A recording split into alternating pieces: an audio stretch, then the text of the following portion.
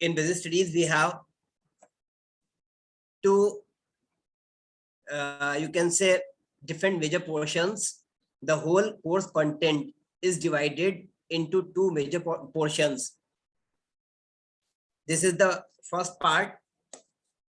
Total 12 chapters are there, or in some books 10 chapters are there. If we go through the major topics or major heads, the first part is foundation of business. Chapter 1 to 6 comes under this head, foundations of business. Rest of the chapters 7, 8, 9, 10 comes under part B, finance and trade.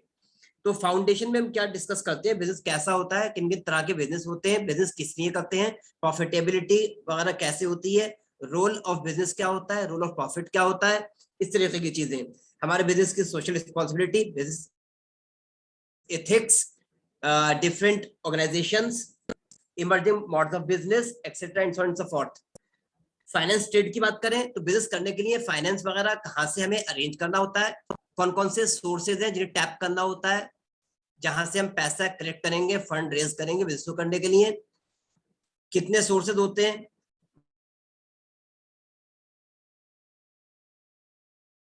Short term, medium term, long term, कौन कौन से हमारे funding forms होते हैं, small businesses कौन से होते हैं, किस तरह के मार्केट्स कहाँ अवेलेबल होती हैं, ये सारी चीजें हमारे फाइनेंस एंड ट्रेड में आती हैं. इंपोर्ट क्या होती है, एक्सपोर्ट क्या होती है, सारे हमारे डिटेल में जो है आगे आता है. इंपोर्ट एक्सपोर्ट करने का प्रोसीजर, इवन अगर आपको इंपोर्टर एक्सपोर्टर बनना है तो आपको यहाँ सफिशिएंट फंडामेंटल नॉलेज हो जाती है कि कौन कौन से डॉक्यूमेंट काम में आते हैं इंपोर्ट एक्सपोर्ट करने के लिए, तो आप इंपोर्टर एक्सपोर्टर इजीली बन सकते हैं. अपने बिजनेस को कैसे डेवलप करते हैं वो सारी चीजें यहाँ पर हम सीखेंगे step by step. Moving with the chapter number 1, evolution and fundamentals of business.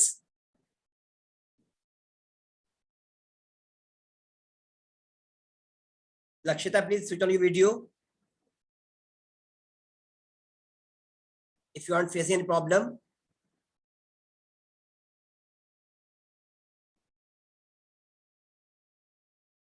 So starting with commerce, do you know what is commerce? Lakshita बेटा, लास्ट टाइम स्टडी किया था, कॉमर्स क्या होता है, do you remember? Forgotten? Anybody else?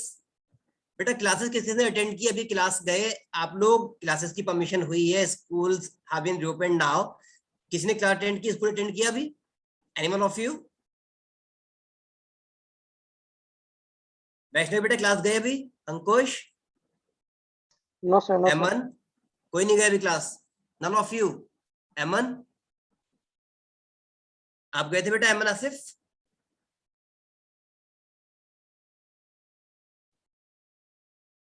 What about you Vaishnavi? कोई नहीं गए class? ऐसा कब से ज्वाइन करने वाले?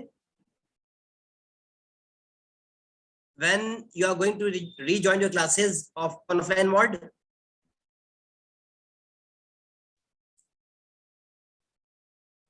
बेटा ऑफलाइन कब से ज्वाइन करने वाले आप लोग? Sir, next month. Okay, permission नहीं है? नहीं, कोई इंफॉर्मेशन ही नहीं आई. अच्छा, इंफॉर्मेशन ही नहीं आई है. Okay,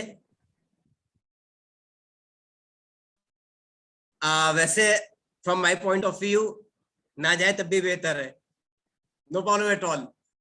actually I just want to know, जो लोग, अगर कोई आप में से गया है, क्लास किसी ने अटेंड की है, तो उन्हें ये आइडिया हुआ होगा ऑफलाइन मोड पर टीचर्स कहाँ पहुंचे, क्या टॉपिक कवर किया. क्योंकि ऑनलाइन मोड पर क्लासेस जो रन हो रही हैं उसमें एज सच इतना ज्यादा इंटरेक्शन नहीं है स्कूल्स में. स्टूडेंट्स उसको, जहां तक मुझे नॉलेज है, कवर अप नहीं कर पा रहे. They are facing some problem up to certain extent. They are not satisfied with the class. Means के बुक लोग लेकर नहीं बैठते यूजुअली. अब टीचर क्या कवर कर रहा है, कौन सा टॉपिक है, कौन सा नहीं है, they are facing much problem. ये मेरे पास फीडबैक आया था, as far as my knowledge is concern. बाकी अब सब लोगों का अपना अपना एक्सपीरियंस अलग होगा, नो डाउट। अंकुश बेटा क्लास अटेंड कर रहे हैं आप ऑनलाइन मोड पर? Yes sir, yes sir.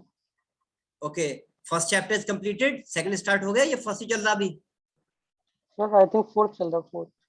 Fourth, great, you are moving with fast speed, मेरे स्कूल में फिफ्थ खत्म होने वाला है। That's great. वो कौन स्टूडेंट थे जो बोल रहे थे कि हमें फर्स्ट चैप्टर में 1 मंथ लगा क्लास में? जब मैंने सर वो फर्स्ट बीएसटी चैप्टर, में, हाँ वो बीएसटी में था, वो मैं अकाउंट्स बता रही हूँ। ओके ओके, अकाउंट्स में एक्चुअली तेज चलते हैं इसलिए कि 23 तो चैप्टर्स हैं, और उसमें भी शुरू के थ्योरेटिकल है, वो थ्योरेटिकल में ज्यादा टाइम डिवोट करना चाहते नहीं है, क्योंकि अगर थ्योरेटिकल में टाइम वेस्ट करेंगे तो न्यूमेरिकल कम कर पाएंगे, जबकि हमारा फोकस न्यूमेरिकल पे ज्यादा होता है, बिकॉज स्कोरिंग सब्जेक्ट है, न्यूमेरिकल आना चाहिए स्टूडेंट को, न्यूमेरिकल नहीं आएगा तो फिर एक तो मार्क्स स्कोर नहीं कर पाएंगे। सेकंड प्रॉब्लम इज दैट ये बेस है 12th क्लास का, and even BCom, MBA, MCom सबका बेस 11th-12th ही होता है, यही समझ नहीं पाएंगे तो आगे क्या समझेंगे। इसलिए हम लोग चाहते हैं कि स्टूडेंट ज्यादा से ज्यादा न्यूमेरिकल पोर्शन कवर अप कर लें, नो प्रॉब्लम एट ऑल। चलिए अब स्टार्ट करते हैं ट्रेड बिजनेस कॉमर्स से। Trade is new term for you all, you might have gone through it, हो सकता है आपने मार्केट में लिखा हुआ देखा हो। ट्रेडर साइन बोर्ड पर लिखा होता है, दुकान पर शॉप के ऊपर लिखा होता है ट्रेडर्स। तो ट्रेडर कौन होते हैं? जो ट्रेड करें ट्रेडर होते हैं, ऑब्वियस सी बात है। ट्रेड क्या होती है? Buying and selling of goods and services is called trade. Buying and selling of goods and services is called trade. जो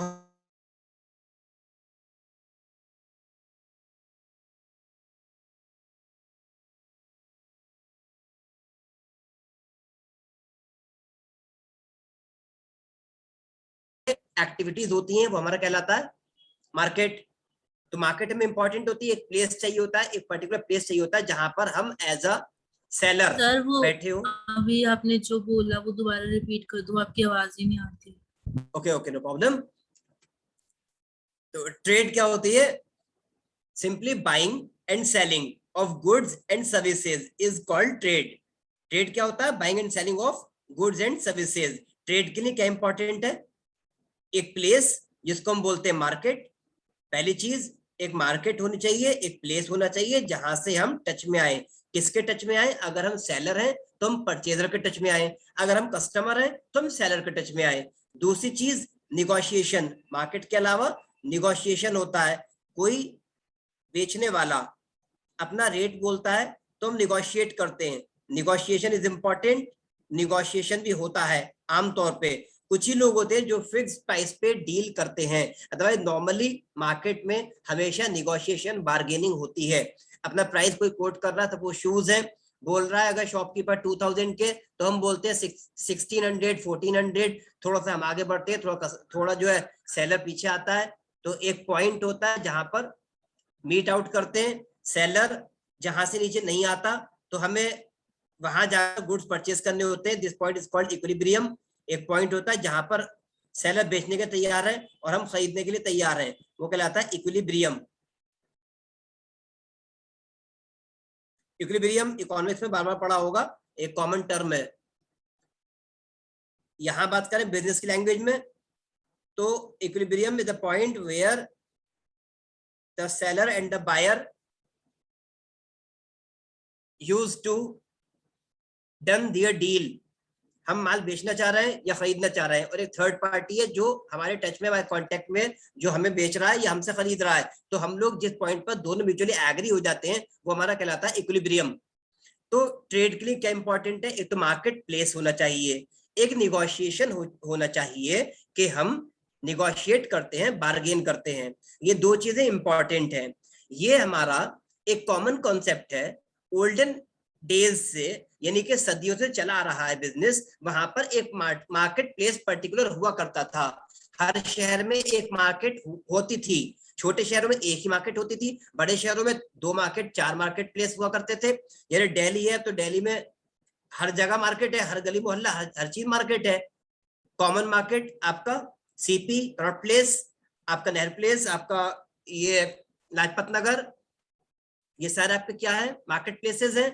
और सैकड़ों मार्केट्स हैं। दिल्ली में तो बहुत ही मार्केट्स हैं, चांदनी चौक है आपका, सदर बाजार है, हर जगह मार्केट है वो तो ये प्लेसेस जो है कॉमनली जहां पर कस्टमर जाते हैं टू परचेज द गुड्स, और जहां पर सेलर अपने गुड्स को डिस्प्ले करते हैं, वो जगह कहलाती है मार्केट।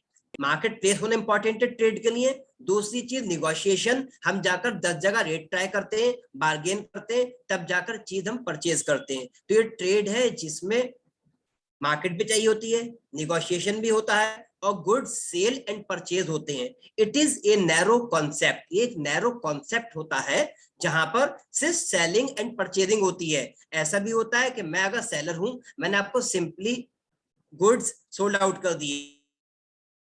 ऐसा भी होता है मैंने एक कंपनी से या एक एजेंसी से गुड्स परचेज किए और एक दूसरे रिटेलर को गुड्स मार्केट में सोल्ड आउट कर दिए, ये भी ट्रेडिंग होती है। Are you getting the point Rakshita? Yes, sir. Vaishnavi बेटा, is it clear to you? Yes, sir. Okay, तो ट्रेड जो है एक नैरो कॉन्सेप्ट है। ट्रेड के बाद एक और हमारा कॉन्सेप्ट इमर्ज हुआ जिसको हम बोलते हैं बिजनेस। बिजनेस क्या है? एक वाइडर कॉन्सेप्ट है जिसमें ट्रेड भी होती है और ट्रेड की फर्दर एक्टिविटी भी होती है। ट्रेड के बाद क्या आता है? It includes trade. इसके अंदर ट्रेड तो होता ही है, बिजनेस के अंदर ट्रेड तो होता ही है, buying and selling of goods and services. इसके अलावा क्या होता है? इसके अलावा एक पॉइंट और आ जाता है, अपार्ट फ्रॉम दीज चीज, क्या? बाइंग, परचेज करना, दूसरी चीज सेलिंग, BUYING, बाइंग पहली चीज, दूसरी चीज सेलिंग, खरीदना बेचना, तीसरी चीज एक्सचेंज भी आ जाता है, एक्सचेंज भी कर सकते हैं यहां पर। और इंपॉर्टेंट चीज जो यहां पर आ जाती है वो आ जाती है मैन्युफैक्चरिंग, जो कि ट्रेड में नहीं होती। ट्रेड में सिंपली एक जगह से खरीदते हैं, दूसरी जगह बेच देते हैं। यहाँ पर क्या है? यहाँ पर मैन्युफैक्चरिंग इंपॉर्टेंट एस्पेक्ट है, हम यहाँ पर मैन्युफैक्चरिंग भी करते हैं। Buying, selling and manufacturing of goods and services. Buying, selling and manufacturing of goods and services. Manufacturing में क्या है? हमारा अपना प्लांट होता है, हमारे पास अपनी मशीनरी वगैरह होती है जहां पर गुड्स को प्रोड्यूस करते हैं। प्रोडक्शन टेक्स प्लेस, यहाँ पर हम प्रोडक्शन करते हैं, गुड्स हमारे बनाए जाते हैं। जब गुड्स की मैन्युफैक्चरिंग होती है तो हम यहाँ पर एक बड़े लेवल के बिजनेसमैन बन जाते हैं, एक हाई लेवल के बड़े लेवल के बिजनेसमैन बन जाते हैं, ट्रेडर से बेटर फॉर्म में आ जाते हैं, इसलिए बिजनेस कहलाता है, एक वाइडर कॉन्सेप्ट हो जाता है। इसके लिए हमें जरूरत पड़ती है कुछ चीजों की जो हमारे बिजनेस को आसान बनाए। कुछ चीजों की जरूरत पड़ेगी बिजनेस में जो हमारे बिजनेस को आसान बनाए, उनको हम बोलते हैं auxiliaries to trade. Auxiliaries to trade, and these auxiliaries to trade comes under a particular term called commerce. जो आपका स्ट्रीम है, कॉमर्स स्ट्रीम, आपने एडमिशन लिया कॉमर्स में, ये कॉमर्स आपको वही है जो कि एक हेल्पिंग हैंड है। Auxiliaries to trade, helping hand of trade, trade के लिए हेल्पिंग हैंड है। बिना कॉमर्स के आज की डेट में बिजनेस करना अत्यंत कठिन है। It is very difficult to run the business without the help of commerce. Commerce को हम इग्नोर नहीं कर सकते, बिना कॉमर्स के बिजनेस को हम लेकर नहीं चल सकते। Again I would like to ask you to switch on your videos. जो कंफर्टेबल है वो लोग अपनी वीडियो ऑन कर ले प्लीज। अंकुश, एमन, लक्षिता। सो आपने देखा ट्रेड में सिंपली बाइंग एंड सेलिंग है। ऑक्सिलरीज टू ट्रेड में आपका क्या है? हेल्पिंग हैंड है, जिसके थ्रू वेरियस सर्विसेज प्रोवाइड की जाती हैं और आप बिजनेस को आगे बढ़ाते हैं। कैसे बढ़ाते हैं? By taking the help of various services. Helping hand होते हैं जो कॉमर्स प्रोवाइड करता है। Hindrances removed by commerce. Hindrances क्या होता है? बैरियर्स। कुछ बैरियर्स होते हैं बिजनेस करने में, कुछ बैरियर्स होते हैं बिजनेस करने में। कौन कौन से बैरियर्स होते हैं? बैरियर किसे कहते हैं बेटा? बैरियर किसे कहते हैं? Anyone of you? एमन, मिस अक्षिता? सर, किसी चीज को रोकना, रुकावट, ऑब्स्ट्रक्शन, यही होता है। ऑब्स्ट्रक्शन जो होते हैं, जिससे बिजनेस करना जरा मुश्किल हो जाता है। बिजनेस तो करते हैं, ठीक है, होता है, लेकिन जरा मुश्किल हो जाता है। बैरियर या ऑब्स्ट्रक्शन, तो ये हिंड्रेंसेस होते थे, प्रॉब्लम्स होती थी, जिसके कारणवश बिजनेस को लेकर स्मूथली नहीं चल पाते थे, जबकि बिजनेस का स्मूथ रन करना जरूरी होता है।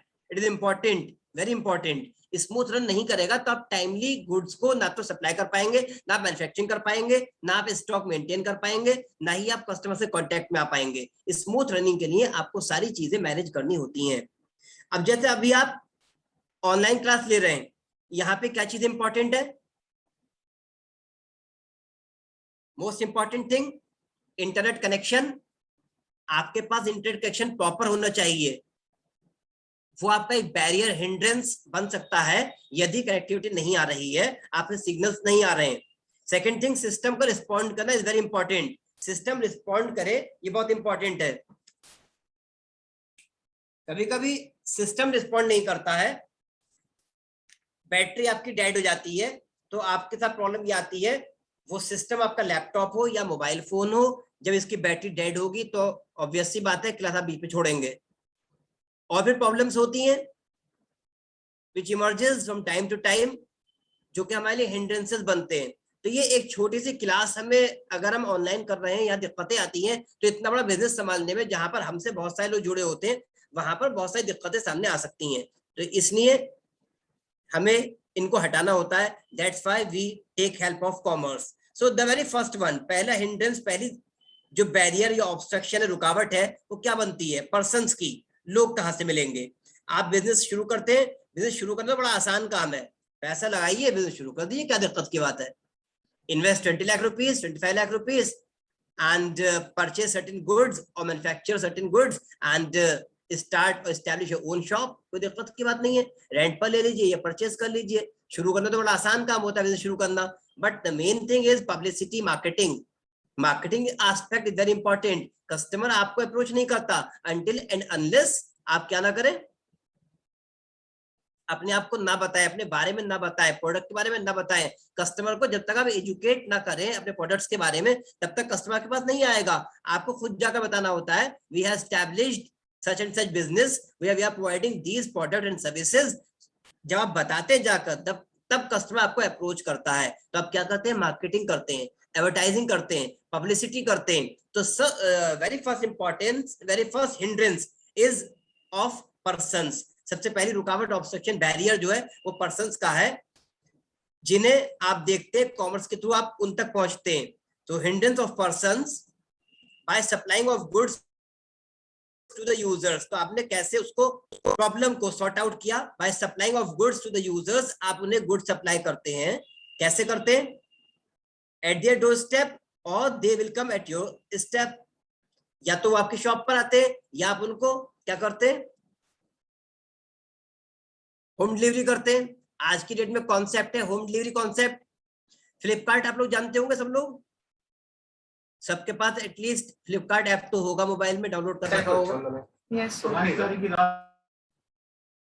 अंकुश के पास है भाई? अंकुश फ्लिपकार्ट यूज करते हैं? जी सर, जी सर। आज की डेट में तो स्टूडेंट को पेन भी खरीदना होता है तो फ्लिपकार्ट से मंगाते हैं, no matter whether it cost 100 rupees. I've seen such type of guys, 20 rupees वाले 3 पेन 100 रुपीज परचेज कर लेते हैं फ्लिपकार्ट से। फ्लिपकार्ट किसने बनाया था? फ्लिपकार्ट बनाया था बंसल ब्रदर्स ने। Bansal brothers basically is not the name, मैंने बनाया नेम। ये बंसल नाम के फ्रेंड्स थे, अब उन्हें उनका प्रॉपर नाम मुझे भी नहीं याद है एक्चुअली। इंजीनियरिंग स्टूडेंट्स थे, उन्होंने अमेजोन को देखा, आइडिया डेवलप किया कि जैसे अमेजोन वर्ल्ड वाइड वर्क कर रहा है, एटलीस्ट हम इंडिया में तो वर्क कर सकते हैं। तो उन्होंने फ्लिपकार्ट नाम की एक कंपनी स्टैब्लिश की। किस चीज के लिए स्टैब्लिश की? क्या करती थी ये? सर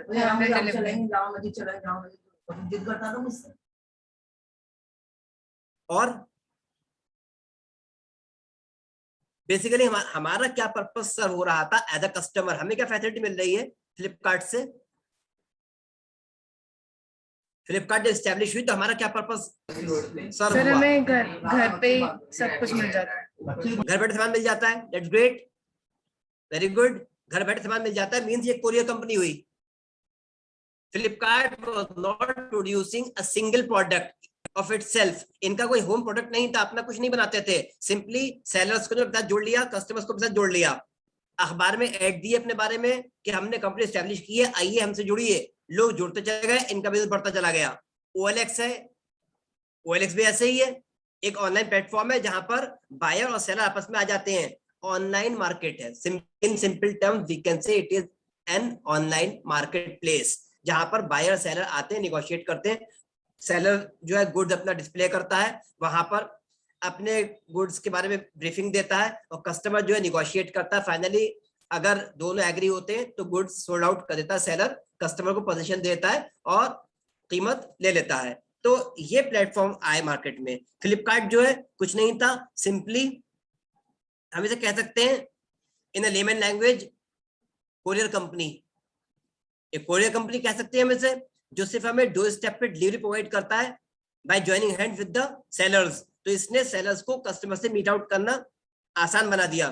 तो इस कंपनी को 10 साल चलाया मिस्टर बंसल ने, इंजीनियरिंग स्टूडेंट्स थे, 10 साल बाद बेच दिया गया, कंपनी बिक गई। व्हाट आई मीन टू से, अब इन्होंने डाइवर्सिफाई किया। आज की डेट में डाइवर्सिफिकेशन भी होता है बिजनेस में, ये भी बिजनेस का ही टर्म है। हमारा कॉमर्स बहुत ही वाइड कॉन्सेप्ट है, कॉमर्स में हम कस्टमर को ढूंढते हैं, जैसे कि हम डिस्कस कर रहे हैं पहला पॉइंट, के पर्संस को ढूंढना ही एक डिफिकल्टी होती है बिजनेस में, ऑब्स्ट्रक्शन बैरियर होता है, हम इंसान को कस्टमर्स को ढूंढ नहीं पाते। फ्लिपकार्ट ने जब कस्टमर्स ढूंढ लिए, एक प्लेटफॉर्म पे कस्टमर्स को ले आया, फ्लिपकार्ट ऑल इंडिया जब एक प्लेटफॉर्म पर ऑनलाइन सेलर्स को कस्टमर्स को ले आया, तो आज की डेट में इन्होंने अपना लॉन्च कर दिया एक गोडाउन टाइप। अब ये प्रोवाइड कर रहे हैं, क्या प्रोवाइड कर रहे हैं, grocery household products to the customers at their doorstep. आज की डेट में इनके अपने गोडाउन हैं, कहां पर है, गुड़गांव में, नियर दिल्ली, हरियाणा में गुड़गांव पड़ता है, वहां पे इनके गोडाउन हैं, लार्ज गोडाउन आर देयर, जहां पर ये लोग अपने प्रोडक्ट्स इन्होंने परचेज कर रखे हैं, अपने नाम से, अपनी कंपनी के नाम से प्रोडक्ट सप्लाई कर रहे हैं, और कस्टमर्स को अपने जोड़ने के लिए बड़े अच्छे ये लोग क्या दे रहे हैं, ऑफर्स दे रहे हैं। लाइक अगर आपका प्रोडक्ट जो आप परचेज कर रहे हैं वो 799 एंड अबव होगा, तो ये आपको कोई भी 4 प्रोडक्ट इनकी मर्जी के 1 रुपी ईच प्रोवाइड करेंगे, जो कि ऑलमोस्ट फ्री हो गया। लाइक 200 ग्राम का पैक आता है देसी घी का, 1 रुपी में देते हैं। 100 रुपीज का बेसन का पैक आता है, 1 रुपी में दे देते हैं। कोई जूस वगैरह है, 1 रुपी का देते हैं। ऐसे कोई भी 4 प्रोडक्ट 1 रुपी ईच, मीन्स 4 रुपए में 4 प्रोडक्ट देते हैं। तो हमारे लिए बड़ी अच्छी अपॉर्चुनिटी है, इसलिए कस्टमर से जोड़ रहे हैं। दिस मार्केटिंग स्ट्रेटेजी, तो क्या कर रहे हैं, हिंड्रेंस ऑफ पर्संस रिमूव कर रहे हैं with the help of commerce. इन्होंने कॉमर्स को अवेल किया, फैसिलिटी कॉमर्स की अवेल की, और यहाँ पे हिंड्रेंस रिमूव कर दी पर्संस की। पर्संस एक मेन प्रॉब्लम था, मार्केट प्लेस नहीं था, तो इन्होंने कस्टमर्स को पहले फाइंड आउट किया, मार्केट प्लेस बनाया, एक ऑनलाइन मार्केट प्लेस, और अब कस्टमर्स को इजीली गुड्स जो सप्लाई कर रहे हैं। Another thing is there, hindrance of place by transport. hindrance of place भी था, बिजनेस करने में एक प्रॉब्लम आती थी प्लेस की, कि हम बैठे यहाँ पर दिल्ली में, कस्टमर है मुंबई में, अब प्रोडक्ट उसको कैसे दे दें। अब जैसे मैंने अभी कहा, फ्लिपकार्ट जो है सप्लाई कर रहा है प्रोडक्ट्स को, गुड़गांव में इनका अपना गोडाउन है जहां से ऑल इंडिया सप्लाई कर रहे हैं। तो कैसे सप्लाई कर रहे हैं, with the help of transport. Problem थी ट्रांसपोर्ट की, कॉमर्स ने इस समस्या को भी हल कर दिया। अब जो है ट्रांसपोर्टेशन की दिक्कत भी नहीं है, अब ट्रांसपोर्टेशन भी अवेलेबल है। बहुत सारे लोगों ने यही बिजनेस कर रखा है, ट्रांसपोर्टेशन का, शिपमेंट का, जो कि गुड्स को one place to another place क्या करते हैं, डिलीवर करते हैं, इस बात के चार्जेस जाते हैं। तो ये फैसिलिटी कौन दे रहा है, कॉमर्स दे रहा है। तो ये चीजें ना हो तो आपका बिजनेस बहुत मुश्किल हो जाएगा। आप जो है अपने पर्सनल व्हीकल में कितने लोग का सामान लेकर जाएंगे, कितने लोगों को होम डिलीवरी देंगे, और कितना महंगा पड़ेगा। अगर आप दिल्ली से गुड़गांव जाते हैं, फरीदाबाद जाते हैं गुड्स सप्लाई करने के लिए, कम से कम आपका टैक्सी में 2000 रुपीज लगेगा, प्लस गुड्स की कॉस्ट होगी। तो जो गुड्स की कॉस्ट है वो तो है ही है, आप डिस्काउंट नहीं दे पाएंगे, प्लस 2000 रुपए आप एक्स्ट्रा टैक्सी के दे देंगे, तो फायदा क्या होगा कस्टमर को, तो और महंगा पड़ गया। इससे तो मैं लोकल मार्केट से परचेज कर लेगा। कस्टमर को सस्ता प्रोडक्ट चाहिए होता है। फ्लिपकार्ट कैसे दे रहा है? सस्ता दे रहा है। ये तो गुड्स पे डिस्काउंट, दूसरे होम डिलीवरी फ्री, तीसरी बात कोई भी 4 अन्य प्रोडक्ट उनकी मर्जी के जो भी ऑफर में चल रहे हो 1 रुपी ईच आपको प्रोवाइड करता है। तो क्या आपको बेनिफिट मिल रहे हैं, इसलिए ऑब्वियसली बात है उससे जुड़ना चाहेंगे। अदरवाइज अगर ये आपको बेनिफिट फ्लिपकार्ट ना दे तो आपके मोहल्ले में, आपके शहर में, आपके बाजारों में बहुत सारी दुकानें, कहीं से भी कुछ भी परचेस कर लीजिए। और मार्केट कौन जाना नहीं चाहता? हर कोई चाहता है कि टाइम बचाए अपना और मार्केट जाए। हर कोई चाहता है मार्केट में एंजॉय करें, चाहते भी हैं तो खाते भी हैं, घूमते भी, एंजॉय करते हैं, इसलिए हर कोई जाना चाहता है। लेकिन फ्लिपकार्ट कह रहा है कि आपका टाइम नहीं है, आप पैसा कमाइए। Just ponder upon your own services and mind your own business. अपना बिजनेस करिए, आप केवल अपना बिजनेस करिए, आपको सर्विसेज हम प्रोवाइड कर देंगे। आपको 2 स्टेप पे साइकिल अगर हम देंगे, आप सिर्फ हस्बैंड वाइफ अगर कोई है कपिल, पैसा कमाने में ध्यान दीजिए, दोनों जॉब करिए, बाकी सारे सॉर्ट आउट हम कर देंगे। अब इन्होंने तो इतना कह दिया सामान हम देंगे, खाना बनाने वाला कहां से आएगा? तो सब दिल्ली में कंपनीज है ऐसी, इंटरमीडिएट पर्सन है जो नैनी प्रोवाइड कर रहे हैं, होम जो मेड प्रोवाइड कर रहे हैं, उनसे आप कांटेक्ट करिए, आप मेड दे देंगे। 12 आवर्स वाली, 8 आवर्स वाली, 24 आवर्स वाली, जैसा आप चाहेंगे आपको मेड मिल जाएगी खाना बनाने वाली।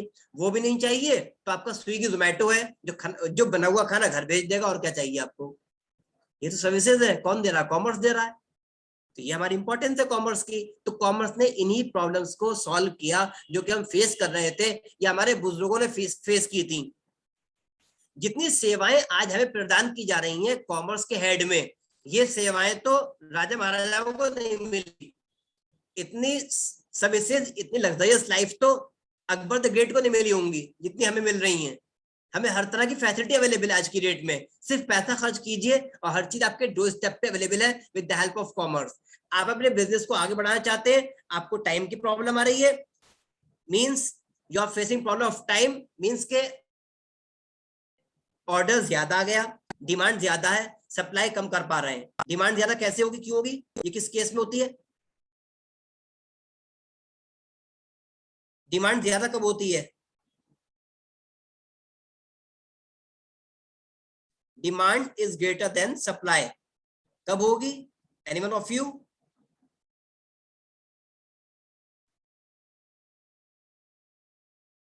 Any idea? सर जब मार्केट में उस चीज की जरूरत, मार्केट में उसकी डिमांड ज्यादा है। कैसे हुई डिमांड क्रिएट? कैसे हो गई?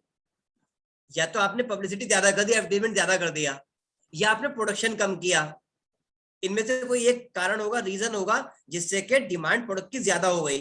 अब डिमांड ज्यादा हो गई, सप्लाई कम है, demand is greater than supply, तो प्रॉब्लम कौन फेस करेगा? बिजनेसमैन। कस्टमर तो आपको नॉक करेगा, आपको पिंच करेगा कि भाई प्रोडक्ट सप्लाई करिए। उन्होंने आपको प्री हैंड पेमेंट कर रखी है तो आप आपसे अपना प्रोडक्ट मांगेंगे और डिमांड करेंगे। अभी आपका हेड है कि आप कैसे प्रोवाइड करते हैं। तो आपको इसके लिए क्या चाहिए? आपको वेयर हाउसेस चाहिए, गोडाउन्स चाहिए। ये सर्विस कौन प्रोवाइड कर रहा है? कॉमर्स। कॉमर्स आपको प्रोवाइड कर रहा है फैसिलिटी की, गोडाउन की, वेयर हाउसेस की। Warehouses are the large godowns which are established to store the goods, जहां पर हम अपने गुड्स को एक पर्टिकुलर टेम्परेचर मेंटेन करके सही रख सकते हैं जिससे कि उन्हें डैमेज या प्रिफ्रेज होने से बचाया जा सके। जैसे वेजिटेबल्स, फ्रूट्स एंड पल्सेस वगैरह, ये सारी चीजें जो है एग्रीकल्चर प्रोड्यूस जो होती है, ये सब हमारी टाइमली होती है, सीजनल होती है। एक पर्टिकुलर मंथ में इनकी क्या होती है? फसल होती है जिसको हम कट करते हैं, हार्वेस्ट करते हैं और उसके बाद प्रोडक्ट हमारे पास आ जाता है। लेकिन उसको हम प्रिजर्व करते हैं। हमें क्या करना पड़ता है? गुड्स को प्रिजर्व करना पड़ता है। You no preservation? 10th class में प्रिजर्व पढ़ा किसी ने? प्रिजर्व कैसे करते हैं? प्रिजर्वेशन क्या होता है? हाँ वैष्णव बेटा क्या पढ़ा था? बेटा क्या पढ़ा था आपने प्रिजर्व के बारे में, प्रिजर्वेशन के बारे में? सर जब हम गुड्स को बिना खराब हुए संभाल कर रखते हैं उसको preservation कहते हैं। Yes, very good. किसी को आइडिया है कैसे रखते हैं बेटा? एमन आसिफ? सर हाँ yes yes, Vaishnav you can proceed. Sir warehouses में रखता हूँ। हाँ बेटा कैसे रखेंगे? एमन, अंकुश, हाँ बेटा लक्षिता, ग्रेजुएशन बेटा कैसे होता है? आप लोग 10th पास आउट करके आए अपने अपने स्कूल से, तो ऑब्वियस सी बात है बोर्ड तो ऐसे ही हो गया, मींस के रिजल्ट आ गया बस। और क्लासेस तो ऑनलाइन ही हुई थी, क्लास तो कभी गए नहीं, तो ऑब्वियस सी बात है कोई लैब भी नहीं करी होगी, फिजिक्स केमिस्ट्री बायो की लैब भी नहीं की होगी कोई। प्रैक्टिकल्स तो आई होप कोई खास हुए नहीं होंगे जो राउंड द ईयर होते हैं। कोई प्रैक्टिकल किया आप लोगों ने? जैसे लैब में प्रैक्टिकल्स करवाए जाते हैं, कुछ आपको प्रैक्टिकल्स करवाए गए थे? No sir, no sir. No sir. Okay okay, अपने स्कूल में आपने कभी बायो की लैब विजिट की है?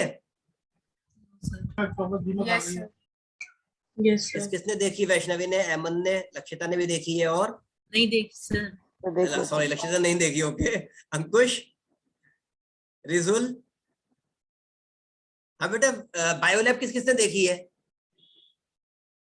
बायोलैब कभी विजिट नहीं की? कभी टीचर से मिलने नहीं गए? मैंने देखा सर। ओके, अच्छा, बायोलैब के अलावा कभी आपने वाइल्ड लाइफ सेंचुरी देखी है? Wildlife sanctuary, no sir. Kaal movie की शूटिंग कहाँ हुई थी?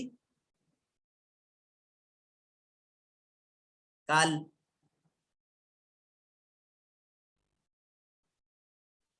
वाइल्ड लाइफ सेंचुरी है इंडिया में? Yes sir. किसी एक का भी नाम बताइए, इंडिया में कौन सी वाइल्ड लाइफ सेंचुरी है?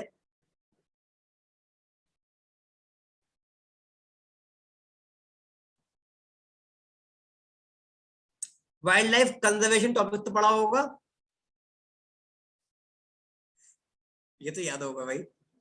Wildlife conservation, extinct word पढ़ा होगा, विलुप्त हो रही हैं चीजें, डायनासोर खत्म हो गए बेचारे गरीब, गिद्ध Yes, खत्म हो गए, वल्चर। इनका हम क्या कर रहे हैं? इनको बचाने की कोशिश कर रहे हैं। हमारे इंडिया की शान क्या है? टाइगर। टाइगर को बचाने की कोशिश कर रहे हैं। कहां पर होते हैं? सुंदरबंस में, यस सर। या दिल्ली में? भाई जहां पर टाइगर सर- रहता है, हाँ जी, सर सेंचुरीज में रखा है। सेंचुरीज में रहते हैं। वाइल्ड लाइफ सेंचुरी जहां पर जंगली जानवर है, वाइल्ड लाइफ सेंचुरी है। That's what I am saying, वही तो पूछ रहा था। तो सुंदरबंस जैसे है। इधर उत्तराखंड में कौन सी है हमारे पास वाइल्ड लाइफ सेंचुरी?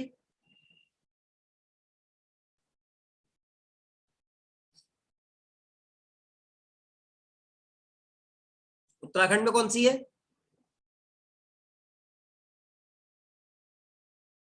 काला ढूंगी, नाम सुना है किसी ने? कभी पिकनिक पिकनिक पे नहीं गए आप लोग भाई? No sir. ओके, माउंटेनिंग वगैरह, ट्रैकिंग वगैरह? No sir. ट्रैकिंग की है किसी ने? किसी ने नहीं की? रिजुल सर करिए। करिए, वेरी गुड। वैष्णवी ने की है भाई। बेटा कहां पर की थी? सर केदारनाथ। केदारनाथ में, well done, good.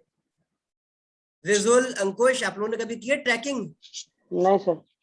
Okay sir हमारे स्कूल वाले कैंपिंग के लिए ले जाते थे, इतनी दूर लेके ही नहीं जाते। ओके, हमने बहुत की है। As you know very well, I am Naeem Ahmad, I am faculty member of Aligarh university. तो मैंने तो बहुत बार की है। हमारे यहाँ सरकार ने एक सेंटर दे रखा है, hiking and mountaineering club is there, hiking and mountaineering club is there. तो हमारे यहाँ से स्टूडेंट्स को ले जाया जाता है, उन्हें सिखाया जाता है हाइकिंग क्या होती है, माउंटेनिंग क्या होती है, रिवर क्रॉसिंग कैसे करेंगे, जुमारिंग क्या होती है, रैपलिंग होती है, रिवर क्रॉसिंग होती है, ये सारी चीज सिखाई जाती हैं। तो मैं तो बहुत की है। आप लोग भी आइए, अलीगढ़ आइए, घूमिए, यहाँ पर आपको सारी चीजें मिलेंगी। मीन्स अगर यहाँ एडमिशन लेते हैं तो आपको लेकर जाएंगे। खास बात ये, अच्छी बात ये है, अगर आपको इंटरेस्ट है, अगर आप एडवेंचरस हैं, अगर आप खतरों के खिलाड़ी हैं, तो आप सिर्फ अपना नाम लिखवाइए कि हम जाना चाहते हैं, और आपका सारा खर्चा सेंट्रल गवर्नमेंट उठाती है। आपको एक पैसा खर्च करना नहीं पड़ता। कितनी अच्छी बात है। सारा काम कौन कर रहा? Central government. यू नो, आपके लाइफ सेविंग के लिए एक रोप आती है, रस्सी। आपने देखा होगा टीवी पर एड वगैरह आते हैं, थम्स अप के ad, Thums Up cold drink का जो एड आता है टीवी पर, उसमें जो एक्टर या एडवेंचरस पर्सन होता है, एडवेंचरर, वो माउंटेन क्लाइम कर रहा होता है, तो जिस रोप से क्लाइम करता है वो रोप जो होती है यूरोप से बनी होती है, यूरोप की बनी हुई होती है, मैन्युफैक्चर्ड बाय यूरोप, और कितनी महंगी होती है, you know 30,000 rupees per metre ये उसकी कॉस्ट होती है। क्यों? क्योंकि आपके लाइफ सेविंग गैजेट है आपके लिए तरीके से। इस तरीके से बहुत सारी चीजें होती हैं। आप आएंगे कभी ज्वाइन करेंगे कोई ऑर्गेनाइजेशन तो आपको मालूम होगा, इन चीजों का अंदाजा होगा। बाकी गवर्नमेंट ऑफ इंडिया की अपनी 4 यूनिट्स है, यू कैन से सेंटर्स हैं, ऑर्गेनाइजेशंस हैं, या यू कैन से स्कूल्स हैं जहां पर हाइकिंग, माउंटेनियरिंग ये सारी चीजें सिखाई जाती हैं।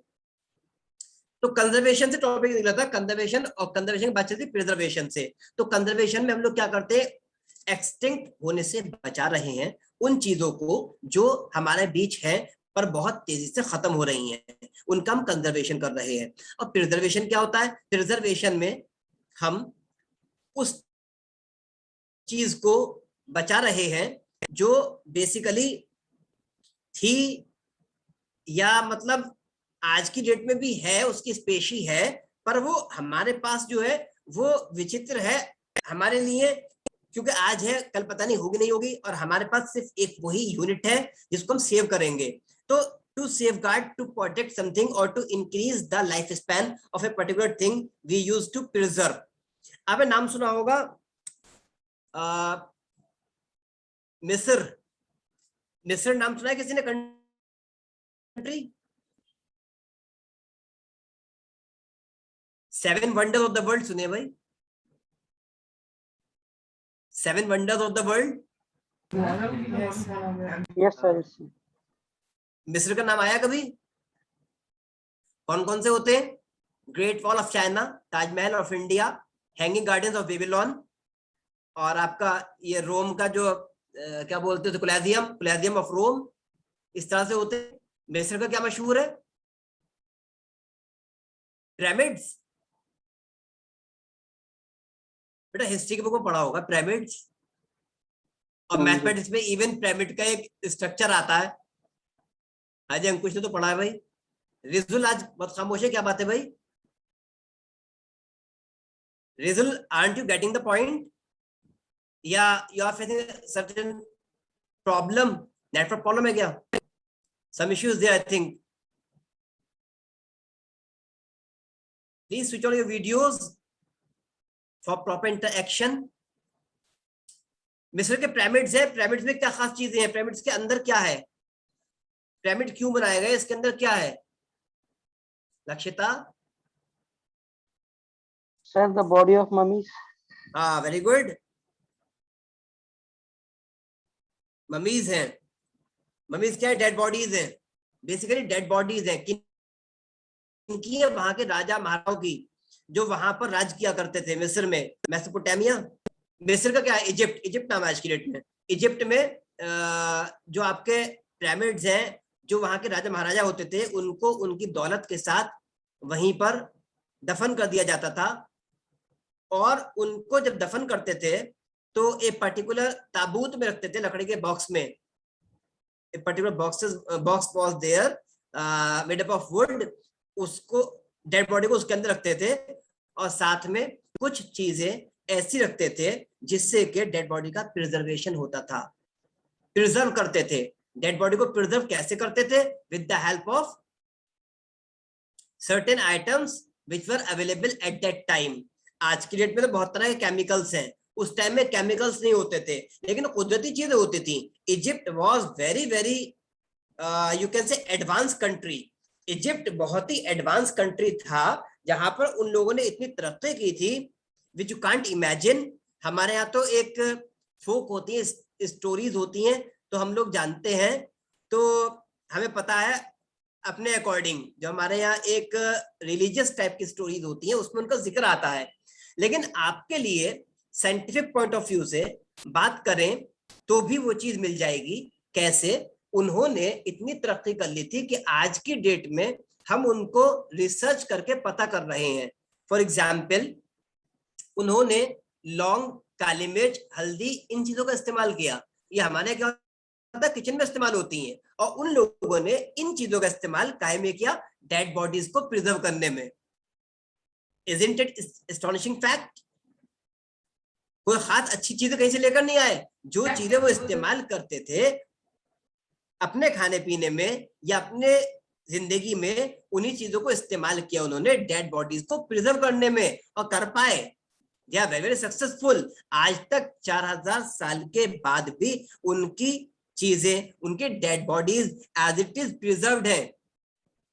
A person was there, great emperor of his time, Pharaoh. In English we call his name Pharaoh. In Urdu we call Pharaoh. Pharaoh was there.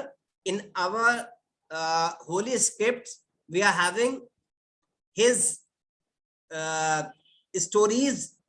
कैसा था, किस प्रकार का व्यक्ति था, उसका बिहेवियर, नेचर क्या था, उसका राजपाट कैसा था, शासन प्रशासन कैसा था, शासन प्रणाली क्या थी, वो सब चीजें हमारे रिलीजियस स्टोरीज में के फॉर्म में और कुरान में सब अवेलेबल है हमारे यहाँ। पूरा उसका सब बायोग्राफी है हमारे पास। तो उसकी भी डेड बॉडी आज भी अवेलेबल है 4000 साल के बाद, एज इट इज पड़ी हुई है। आर्कियोलॉजिकल डिपार्टमेंट्स आर देयर, हमारे इंडिया में भी हैं और हमारे अलीगढ़ यूनिवर्सिटी में भी है archaeological department. Government of India का अपना आर्कियोलॉजिकल डिपार्टमेंट है। इन लोगों ने रिसर्चेस की हैं, हर कंट्री का अपना आर्कियोलॉजिकल डिपार्टमेंट होता है। वो लोग क्या करते हैं, वो अपने देश की समृद्धि देखते हैं, अपने देश की प्रॉस्पेरिटी देखते हैं, अपने देश की उन चीजों को ढूंढते हैं, यू कैन से रिसर्च करते हैं, जो कि अभी तक विजिबल नहीं है, लोगों के सामने नहीं आई। जैसे कोई चीज जमीन के अंदर दफन हुई हुई है, जमीन के अंदर 1000 फीट गहराई में, तो 1000 फीट कौन खुदाई कर रहा, कौन देखेगा? ये गवर्नमेंट का आर्कियोलॉजिकल डिपार्टमेंट होता है, जो उनको खोद कर उन पर रिसर्च करता है। आपने सुना होगा कि जमीन की खुदाई हुई तो 2000 साल पहले सिक्के निकले, बर्तन निकले, उन पे कुछ स्क्रिप्ट लिखा हुआ था, वो लैंग्वेज पता नहीं कर पाए क्या लैंग्वेज है, उसका मीनिंग निकाल रहे हैं, ड्रॉ कर रहे हैं। तो ये सारी चीजें आर्कियोलॉजिकल डिपार्टमेंट करता है। तो यहाँ पर हम डिस्कस कर रहे थे प्रिजर्वेशन एंड कंजर्वेशन। प्रिजर्वेशन में चीजों को संभाल कर रखते हैं। स्कूल की बायो लैब का जिक्र किया था, अपने स्कूल की बायो लैब अगर आप देखेंगे तो वहां पर यदि आप विजिट करते हैं तो आपको मिलेगा स्कल्पचर्स होते हैं जो प्रिजर्व कर रखे होते हैं, उन लोग ने मास्क होते हैं जो कंजर्व कर रखे होते हैं, कुछ पर्टिकुलर एनिमल्स होते हैं जिनका प्रिजर्वेशन कर रखा होता है। गिलास के जार होते हैं, उसके अंदर लिक्विड फॉर्म में यानी वाटर में कुछ केमिकल मिक्स कर दिए जाते हैं और डाइल्यूट करने के बाद उसके अंदर डेड बॉडी रखी जाती है। तो वो आपको आज की डेट भी वैसी मिलेगी जैसी 20 साल पहले रखी गई थी। हर स्कूल में अपनी बायो लैब में अनोखी चीजें होती हैं। हमारे कॉलेज में, हमारी यूनिवर्सिटी में हमारे अपने म्यूजियम्स हैं 3। उसके अलावा हमारे म्यूजियम्स के अलावा बायो लैब वगैरह हैं, तो उसमें हमारे पास डेड बॉडी के स्केलेटन, कंकाल भी हैं, हमारे पास एनिमल्स के बॉडीज भी हैं, हमारे पास you can say pre born baby, 7 months का बेबी भी अवेलेबल है, 8 मंथ्स का बेबी कैसा होता है वो भी अवेलेबल है। इन सबको प्रिजर्व करके रखा गया। एक आर्ट होती, कला होती है, उसमें क्या होता है, कोई भी एनिमल, कोई भी बर्ड, इसको पकड़ लिया जाता है, ले लिया जाता है, इसको लेने के बाद इसका ऑपरेशन किया जाता है। इसका ऑपरेशन कैसे करते हैं, एक कला होती है, एक स्किलफुल जॉब होती है। इसकी बॉडी को कट किया जाता है, कट करने के बाद इसके अंदर जितनी चीजें होती है सब निकाल दी जाती हैं, क्योंकि डेड बॉडी के अंदर जो कुछ भी होगा वो सड़ जाएगा, उसमें कीड़े पैदा हो जाएंगे। तो कीड़े पैदा ना हो, सड़े नहीं, इसलिए उसके अंदर का हाड़, मांस, हर चीज निकाल दी जाती है। अब बचा क्या, सिर्फ स्किन और उसके ऊपर जो भी फर वगैरह है या फेदर्स हैं वो चीजें बची। तो अंदर का सब जखीरा, सब फालतू चीज जो हुई मरने के बाद, वो सब चीज निकालने के बाद उसकी जगह भूसा वगैरह, पहले खाल को सुखाया जाता है, फिर अंदर भूसा वगैरह, कुछ केमिकल्स वगैरह भरे जाते हैं। उसके बाद बॉडी जैसी थी एज इट इज सिलाई कर दी जाती है। तो एनिमल जो था या बर्ड जो थी वो अपनी इसी फॉर्म में आ जाती है। फर्क सिर्फ इतना होता है, वो नेचुरल थी, अब जो है एक तरीके से यू कैन से मैनमेड टाइप हो गई। पहले जो थी वो जिंदा थी, लिविंग बीइंग, या उसके अंदर जो था वेन्स भी थी, आर्टरीज भी थी, हार्ट भी था, सभी बॉडी पार्ट्स, ऑर्गन सभी कुछ थे। अब कुछ नहीं, सबको रिमूव कर दिया गया। तो ये आपका क्या होता है, कंजर्वेशन, ये कंजर्वेशन का पार्ट है। तो यहाँ पर वेयर हाउसेज में क्या है, हमारे प्रोडक्ट्स पेरिश ना हो जाए, खराब ना हो जाए, प्लिफरेज ना हो जाए, डैमेज ना हो जाए, तो उसके लिए हम वेयर हाउसेज क्रिएट करते हैं। अब हमारी फसल हुई, सपोज आलू हमारा पैदा हुआ, अब आलू जब पैदा हुआ 1 महीने में कटाई हो जाती है, जमीन से खोद के आलू निकाल लेते हैं, 12 महीने खाना होता है, कैसे ठीक रखेंगे, सड़ जाएगा। कितने लगेंगे सड़ने में, मैक्सिमम 10 दिन, 15 दिन, 20 दिन सड़ जाएगा आलू, कैसे रखेंगे। तो हम वेयर हाउस में लेकर जाते हैं, वेयर हाउस में पर्टिकुलर टेम्परेचर मेंटेन करा जाता है, केमिकल डाले जाते हैं जिससे कीड़ा ना लगे, चूहे ना पैदा हो, आलू को नुकसान ना पहुंचे, जैसा आलू था वैसे ही फ्रेश रहे।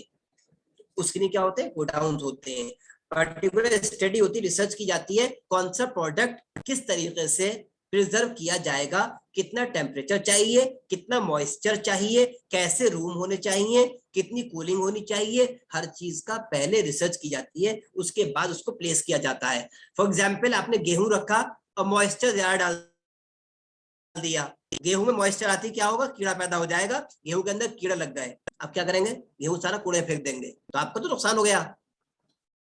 इसलिए हम चीजों को सही तरीके से प्रिजर्व करते हैं, मेंटेन करते हैं particular temperature. You all have switched off your videos. Once again, I would like to ask you to switch on your video.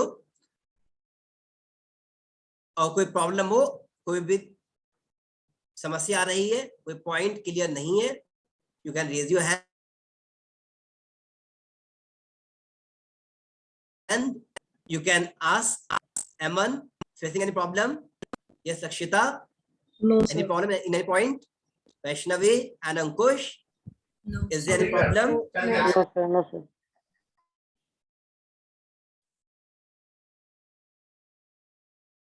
All points are clear? कोई दिक्कत नहीं? Yes, sir. Yes.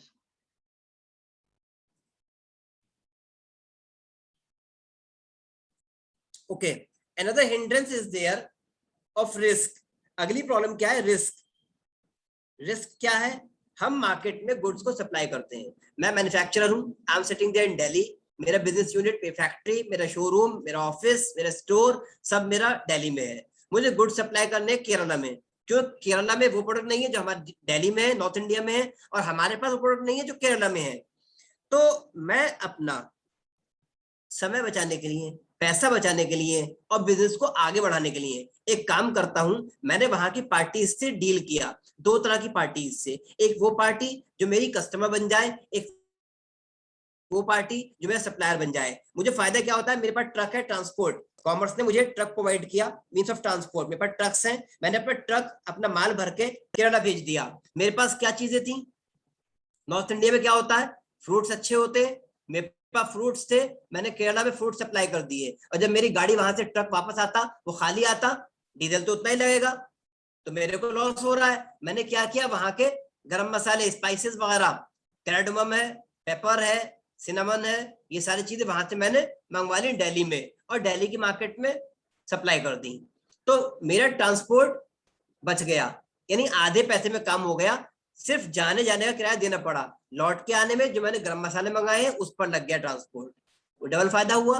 Being a businessman ये mind apply करना पड़ता है। अगर मैं सिर्फ अपना प्रोडक्ट सप्लाई करता रहूंगा उसमें भी कोई समस्या नहीं है, पर ट्रांसपोर्टेशन कॉस्ट ज्यादा आएगी, जब ट्रांसपोर्टेशन कॉस्ट ज्यादा आएगी तो वहां पर कस्टमर को बियर करना पड़ता है। अच्छा, रिस्क की क्या बात है, यहाँ पर मैं गुड्स यहाँ से भेज भी रहा हूँ, वहां से आ भी रहा है, रास्ते में रिस्क है, अगर मेरी गाड़ी एक्सीडेंट हो जाता है गाड़ी का, या कोई लूट लेता है गाड़ी को, या आग लग जाती है, तो उस केस में प्रॉब्लम होती है, मेरा सारा माल बर्बाद हो गया, तो उसके लिए insurance companies are there. Commerce ने सुविधा प्रदान की, काहे की, इंश्योरेंस की। वी पे अ मेगर अमाउंट, हम थोड़ा सा पैसा देते हैं, कॉल्ड प्रीमियम, प्रीमियम के तौर पे हम थोड़ा थोड़ा पैसा जमा करते हैं, बदले में हमारा जितना माल जा रहा है एक जगह से दूसरी जगह, वो पूरा पैसा, वो पूरा प्रोडक्ट जो है हमारा, लॉट हमारा सब क्या होता है, इंश्योर्ड हो जाता है। इंश्योर्ड होने से क्या होता है कि अगर इन केस कोई भी लॉस होता है तो कंपनी जो है वो हमें रीइंबर्स करेगी, हमारा पैसा देगी, क्योंकि उसने गारंटी ली है कि हमारा प्रोडक्ट सेफली ट्रांसमिट हो जाएगा, एक जगह से दूसरी जगह डिलीवर हो जाएगा, तो उन्होंने गारंटी ली है, तो लॉस भी वही बियर करेंगे, तो मेरे को लॉस बियर नहीं करना पड़ता। एमन, वैष्णवी, अंकुश, बेटा आप लोग अपना वीडियो स्विच ऑन नहीं कर रहे हैं। If anyone of you is facing problem, it's okay, genuine problem है तो कोई समस्या नहीं है, otherwise you must switch on your video. बेटा it is compulsory in class to switch on your video. Consider it a proper class as you study in school. तो वहां पर आपको ऑब्वियसली बात है क्लास में बैठना होता है, तो ये भी आपकी एक ऑनलाइन क्लास है जहां आपको आप अपियर हो रहे हैं। Therefore, you must switch on your videos. Yes. Sir अगर जब हम ऐसे सामान को ट्रांसपोर्ट करते हैं और उस बीच में उस व्हीकल को कुछ हो जाता है तो उसका जो मतलब Loss खराब होगा। होता है तो उसका हाँ वो कौन पे करेगा, कंपनी या फिर जिसकी गाड़ी है वो? इंश्योरेंस कंपनी पे करेगी। गाड़ी वाला बेचारा वो खुद डूब गया, उसकी गाड़ी पहले टूटेगी, माल तो बाद में टूटेगा, माल बाद में खराब होगा, पहले गाड़ी का एक्सीडेंट हुआ, गाड़ी के पकच्चे उड़ेंगे, तो इसलिए। लेकिन जब हम मतलब मेरे पापा भी यही काम करते हैं, उनकी गाड़ी का ऐसे कोई लॉस होता है तो आधा तो वही पे करते हैं, बाकी पता नहीं। वो उनका अपने टर्म्स होंगे, उन्होंने इंश्योरेंस कंपनी से किस प्रकार का इंश्योरेंस लिया है। इंश्योरेंस के भी टाइप्स होते हैं। सपोज हमारी न्यू गाड़ी है, आपको कार परचेज कर रही है अपने नाम पर, तो आपको फर्स्ट पार्टी इंश्योरेंस मिलेगा। फर्स्ट पार्टी में कंपनी आपको 85 to 100% तक रिइंबर्स करती है। यानी आपने 20 लाख की कार परचेज की अपने नाम पर, और इन केस अगर गॉड न करे आप अगर गाड़ी का एक्सीडेंट होता है तो 17 to 20 लाख रुपीस कंपनी आपको पे कर देती है। गाड़ी कैसी भी हो, इंपोर्टेड ही क्यों ना हो, उसके पार्ट्स कहीं से मंगवाने पड़े, इंश्योरेंस कंपनी आपको मंगवा कर देगी। गाड़ी आपको एज इट इज मिलेगी, जैसी पहले थी उस कंडीशन में मिलेगी। अब गाड़ी आपने पुरानी हो गई, 5 साल पुरानी हो गई, आपको लगता है कि मैं इतना पैसा वेस्ट करती हूँ, मेरा इंश्योरेंस में हर साल 10,000 रुपए चले जाते हैं, 15,000 रुपए चले जाते हैं, तो better to go for third party insurance. आपको सिर्फ पुलिस से बचना है कि पुलिस आपका चालान ना काटे, इंश्योरेंस होना चाहिए। तो आपने क्या किया, एक clever, being a clever person, आपने क्या किया, थर्ड पार्टी इंश्योरेंस ले लिया। थर्ड पार्टी इंश्योरेंस में आपने कंपनी को दिखाया कि पुरानी गाड़ी है, तो कंपनी उसका वैल्यूएशन निकालती है कि आज की डेट में 5 साल यूज की गई गाड़ी है कितने की, उसकी मार्केट वैल्यू कितनी है, उसके अनुसार वो पहले बता देती है कि हम आपको 40% तक रीइंबर्स करेंगे, 50% तक रीइंबर्स करेंगे। आप भी थर्ड पार्टी इंश्योरेंस करवा रहे हैं, आपको भी जाहिर सी बात है पता है कि अगर मैं फर्स्ट पार्टी इंश्योरेंस करवाऊंगी तब भी कंपनी मेरे को 20 लाख तो दे नहीं देगी पुरानी गाड़ी का। कौन दे देगा, बेवकूफ थोड़ी है। अगर ऐसे मिलता होता तो मैं तो अपनी गाड़ी खुद ठोक देता जाकर, इजीली नहीं मिलता है। कंपनी भी देखती है, हर चीज कंसिडर करती है, तो वो लोग भी वहां बेवकूफ नहीं बैठे होते, उनका अपना एक एडवाइजरी पैनल होता है जो उन्हें from time to time guidance provide करता है, वो हर चीज को जज करते हैं। इवन अगर आपके सपोज आपने अपने घर का इंश्योरेंस करवा रखा है और घर में आग लग जाती है, तो पहले वो ये कहते हैं आपने क्या किया, आप कहाँ थे, क्या कर रहे थे। ऐसे तो तीली मैं भी लगा दूंगा, उसमें क्या है, आग तो मैं खुद लगा लूंगा घर में, कह देता था कौन सी बड़ी बात है, पैसा मिल रहा है। 1 करोड़ का इंश्योरेंस कराया मकान का और कह दिया भाई आग लग गई, भैया हम तो सो रहे थे, 1 करोड़ रुपए लाओ, ऐसे कौन दे देगा। तो वो लोग जज करते हैं कि आप लोग क्या कर रहे थे, पड़ोसियों से पूछेंगे। इनफैक्ट पुलिस केस होगा, पुलिस केस की रिपोर्ट निकालेंगे। जब पुलिस केस होता है, आग लगती है, तो फायर डिपार्टमेंट से, फायर सेफ्टी डिपार्टमेंट से आपकी जो गाड़ियां आती हैं, फायर ब्रिगेड, वहां से देखेंगे कितनी गाड़ियां आई। 1 लाख की प्रॉपर्टी को बचाने के लिए आपने क्या किया, चैन की नींद सोते रहे, या घर में फायर एक्सटिंग्विशर लगाए थे, या फायर ब्रिगेड को कॉल किया था, आपने आसपास के लोगों को बुलाया, आपने कितने बाल्टी पानी डाला, आपने समरसेबल चलाया, ऑन किया अपना, पड़ोसियों ने पानी डाला नहीं डाला, आपने क्या किया 1 करोड़ की प्रॉपर्टी को बचाने के लिए। ये सब चीजें चेक होती हैं। उसको चेक करने के बाद इंडेमनिटी, अगर प्रिंसिपल ऑफ इंडेमनिटी होता है, प्रिंसिपल ऑफ सबलोगेशन होता है, ये सारे प्रिंसिपल अगर फुलफिल होते तब कहीं जाकर कंपनी पैसा देती है। वरना तो हर कोई क्या करता, अपने घर में आग लगाता और कहता लाओ भाई पैसा, प्रजा कंपनी बिक गई। तो ऐसा नहीं होता। ऐसी हमारी गाड़ी है, जिस तरीके का इंश्योरेंस लिया होता है उसके अकॉर्डिंग पैसा मिलता है। अब गाड़ी में हमने इंश्योरेंस कराया, हमारा माल जा रहा है दिल्ली से बेंगलोर, तो दिल्ली से बेंगलोर जाने में हमने किस प्रकार का इंश्योरेंस लिया है। ऑब्वियस सी बात है, गाड़ी रोड पर जा रही है तो हम रोड एक्सीडेंट का इंश्योरेंस करवाएंगे। तो अगर उसमें आग लग जाती है तो एक पैसा नहीं मिलेगा, क्योंकि रोड एक्सीडेंट का इंश्योरेंस था, आग लगने का नहीं था। तो मेन पॉइंट ऑफ कंसर्न होगा, उसके अकॉर्डिंग कंपनी मूव करती है। फिर कंपनी पहले बोलकर चलती है इस केस में इतना % लॉस हम बियर करेंगे, आपको क्लेम करना होता है, कंपनी उसके अनुसार आपकी पेमेंट करती है, ये तरीका होता है। तो वो पापा बेटर जानते होंगे पापा ने किस तरह का इंश्योरेंस लिया है और व्हीकल्स कितने पुराने हैं, वो सारी चीजें पापा को ज्यादा बेहतर पता होगा। कंपनी बहुत ज्यादा इन चीजों में फोकस करती है क्योंकि उसे अपनी पॉकेट से पे करना पड़ता है। और कंपनी, इंश्योरेंस कंपनी कभी भी कोई लॉस में नहीं जाती, क्योंकि हजारों लाखों लोगों का इंश्योरेंस करते हैं, 2 का जाके एक्सीडेंट होता है, एक्सीडेंट होते नहीं, कितने एक्सीडेंट होते हैं, कौन क्लेम करता है? बेचारा एक्सीडेंट करने वाले मर गया तो लोग उसको उठा रहे होंगे या क्लेम कर रहे होंगे। अच्छा, चक्कर काटने पड़ते हैं, इतने इजीली काम होता नहीं है, तो छोटी मोटी टूट फूट तो लोग खुद से लेते हैं। 10,000 का खर्चा कर लो, कोई बात नहीं, कौन क्लेम कर रहा है, जब तक क्लेम करेंगे तब तक तो 10,000 लग जाएंगे गाड़ी में, तो लोग क्लेम करते नहीं है।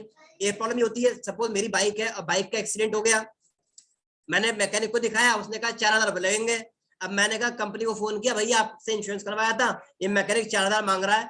कंपनी का गाड़ी पार्क कर दो, अपने आप करा देंगे। गाड़ी गई 1 हफ्ते के लिए, अब मैं 1 हफ्ते पैदल जाऊंगा, टैक्सी से जाऊंगा, तो भैया 4,000 में खुद खर्च कर लूंगा, मेरी गाड़ी मेरे को चाहिए, वो ज्यादा इंपॉर्टेंट है, क्योंकि 4,000 तो 1 हफ्ते चलने में टैक्सी से खर्च हो जाएंगे। 400 रुपीज 600 रुपीज पर डे में टैक्सी पे खर्च करूंगा, मेरी जेब से पैसा वैसे चला जाएगा। इससे अच्छा ये अपने सामने एक दिन में काम कराओ 4,000 देकर, और गाड़ी अपने अकॉर्डिंग ठीक करा कर ले आओ। तो बहुत से लोग क्लेम ही नहीं करते, बहुत जगह क्लेम नहीं होता है, इसलिए कंपनी हर जगह फायदे में रहती है। तो बिजनेस करना हो इंश्योरेंस से कर लीजिएगा, बढ़िया रहेंगे। Become an entrepreneur, establish your own company of insurance, लोगों को बेवकूफ बनाइए, पैसा कमाइए। Another hindrance of finance is there, एक प्रॉब्लम ये थी पैसा कहां से लाएं, ये समस्या का भी हल कर दिया। समस्या का समाधान सब रहता है कॉमर्स के पास, तो with the help of commerce government of India ने, और हमारे यू कैन से जो लर्नड पर्संस हैं उन लोगों ने पहले ही समाधान कर दिया, बैंक से एस्टैब्लिश कर दी। गवर्नमेंट ने बिजनेसेस को प्रोवाइड की कॉमर्शियल बैंक्स।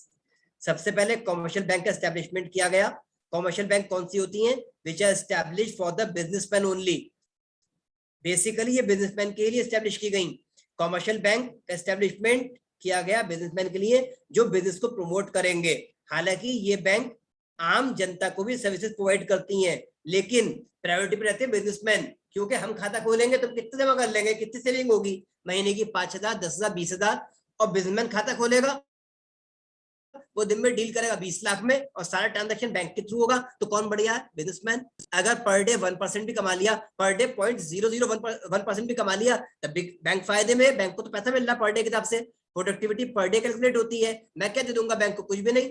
बैंक को इससे पूरे साल में 2,000 नहीं कमा सकती, और इन बिजनेसमैन से पर डे कमा जाती है 2,000 5,000 10,000, depend upon the number of transactions. तो कमर्शियल बैंक का एस्टैब्लिशमेंट गवर्नमेंट ने किया, किसके लिए? बिजनेसमैन के लिए। अनदर टाइप ऑफ बैंक कौन सी एस्टैब्लिश की गई? Industrial bank. कमर्शियल बैंक कौन कौन सी हैं? Any example?